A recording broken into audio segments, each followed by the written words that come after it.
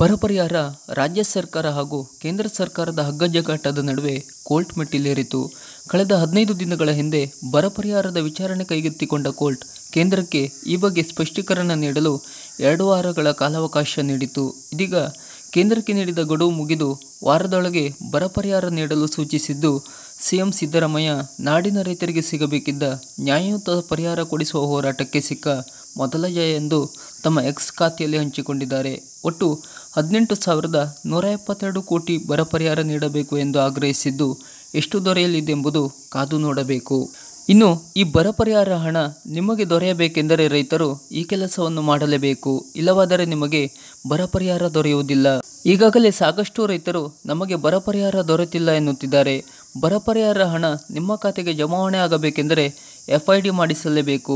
FID ಮಾಡಲಿಲ್ಲವೆಂದಾದರೆ ನೀವು ಎಷ್ಟೇ ಪ್ರಯತ್ನ ಪಟ್ಟರೂ ನಿಮಗೆ ಬರ ಪರಿಹಾರ ದೊರೆಯುವುದಿಲ್ಲ. FID ಮಾಡಿಸಲು ನೀವು ನಿಮ್ಮ ಸಮೀಪದ ಗ್ರಾಮ ಒನ್, ಕರ್ನಾಟಕ ಒನ್, ರೈತ ಸಂಪರ್ಕ ಕೇಂದ್ರ ಅಥವಾ ತೋಟಗಾರಿಕೆ ಇಲಾಖೆಗೆ ಭೇಟಿ ನೀಡಿ ಅಗತ್ಯ ದಾಖಲೆಗಳನ್ನು ನೀಡಿ ಅರ್ಜಿ ಸಲ್ಲಿಸಿ.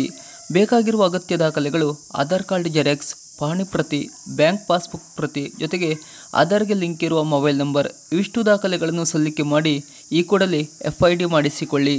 ಇನ್ನು ಬರ ಪರಿಹಾರದಲ್ಲಿ ಬೆಳೆ ಸಮೀಕ್ಷೆ, ದತ್ತಾಂಶ ಹಾಗೂ ಫ್ರೂಟ್ಸ್ ತಂತ್ರಾಂಶದಲ್ಲಿರುವ ಅಂಕಿಅಂಶಗಳ ಆಧಾರದಲ್ಲಿ ಬೆಳೆ ಪರಿಹಾರ ಮೊತ್ತ ನೇರವಾಗಿ ರೈತರ ಬ್ಯಾಂಕ್ ಖಾತೆಗೆ ಪಾವತಿಯಾಗುವುದರಿಂದ ರೈತರು ತಮ್ಮ ಜಮೀನಿನ ನಿಖರವಾದ ವಿಸ್ತೀರ್ಣವನ್ನು ಫ್ರೂಟ್ಸ್ ತಂತ್ರಾಂಶದಲ್ಲಿ ಆಧಾರ್ ಪಹಣಿ ಜೋಡಿ ಮಾಡಿಕೊಳ್ಳುವುದು ಕಡ್ಡಾಯವಾಗಿದೆ. ಫ್ರೂಟ್ಸ್ ತಂತ್ರಾಂಶದಲ್ಲಿ ರೈತರು ತಮ್ಮ ಜಮೀನಿನ ವಿವರವನ್ನು ನೋಂದಾಯಿಸಿ ರೈತರ ಗುರುತಿನ ಚೀಟಿ ಪಡೆದುಕೊಳ್ಳುವುದು ಅಗತ್ಯವಾಗಿರುತ್ತದೆ. ನೀವು ಸಲ್ಲಿಕೆ ಮಾಡಿರುವ ಈ ಮಾಹಿತಿಯು ಕೃಷಿ ಮತ್ತು ಕೃಷಿಗೆ ಸಂಬಂಧಿಸಿದ ಇಲಾಖೆಗಳಿಂದ ದೊರೆಯುವ ಸೌಲಭ್ಯಗಳನ್ನು ನೀಡುವುದಲ್ಲದೆ ಇತರ ಇಲಾಖೆಗಳಿಗೂ ಸಹ ಉತ್ತಮ ಮಾಹಿತಿಯಾಗಿರುತ್ತದೆ ಮತ್ತು ಅತಿವೃಷ್ಟಿ ಹಾಗೂ ಅನಾವೃಷ್ಟಿ ಸಂದರ್ಭದಲ್ಲಿ ಪರಿಹಾರ, ಬೆಳೆ ವಿಮೆ, ಬೆಂಬಲ ಬೆಳೆ ಯೋಜನೆಯಡಿ ಫಲಾನುಭವಿಗಳಾಗಲು ಹಾಗೂ ಪರಿಹಾರ ಮೊತ್ತವನ್ನು ರೈತರ ಖಾತೆಗೆ ನೇರವಾಗಿ ಜಮಾ ಮಾಡಲು ರೈತರು ಫ್ರೂಟ್ಸ್ ತಂತ್ರಾಂಶದಲ್ಲಿ ನೋಂದಣಿ ಮಾಡಿಸಿ FID ಸಂಖ್ಯೆ ಹೊಂದುವುದು ಕಡ್ಡಾಯವಾಗಿದೆ. ಬರ ಪರಿಹಾರ ಶೀಘ್ರದಲ್ಲೇ ನಿಮ್ಮ ಖಾತೆಗೆ ಜಮಾವಣೆ ಆಗಲಿದ್ದು, ನಿಮ್ಮ ಖಾತೆಯ ಸಮಸ್ಯೆಗಳನ್ನು ಈ ಕೂಡಲೇ ಪರಿಹರಿಸಿಕೊಳ್ಳಿ. ಕೃಷಿಗೆ ಸಂಬಂಧಪಟ್ಟ ಇನ್ನಷ್ಟು ಇತರ ಮಾಹಿತಿಗಳಿಗಾಗಿ ನಮ್ಮ ಚಾನಲನ್ನು ಸಬ್ಸ್ಕ್ರೈಬ್ ಮಾಡಿ. ನಮಸ್ಕಾರ.